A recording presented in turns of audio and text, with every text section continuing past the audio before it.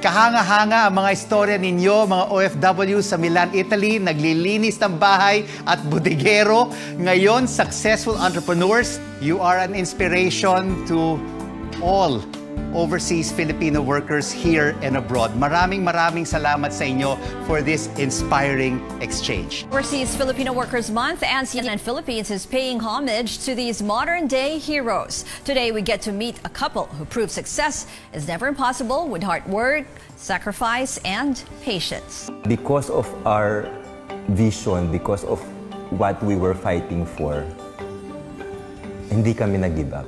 Ang message ko sa mga OFW all over the world, face your fear, don't settle for less. And how I've always wished and prayed that someday, uuwi sila ng Pilipinas nang wala ng balikan at makakasama nila yung kanilang mga mahal sa buhay. Sobrang laki ng impact ng maalala mo kaya sa buong mundo.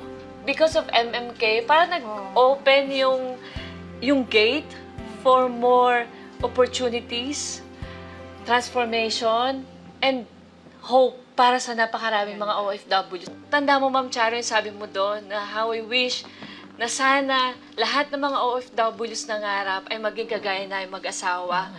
Congratulations, Miss Charo. Napakadaming na-transform na buhay dahil sa MMK. Opo.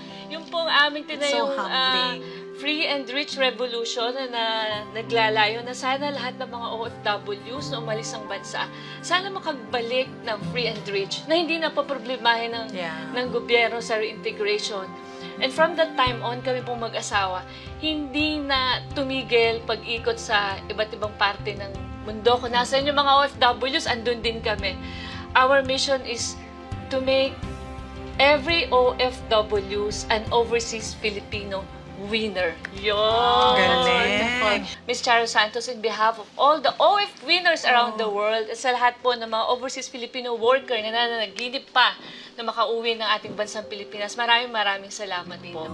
Winners. One OFW at a time. There will be more overseas Filipino winner. Yun po yung aming inilalaban hanggang ngayon. Di kami tumitigil mag-asawa.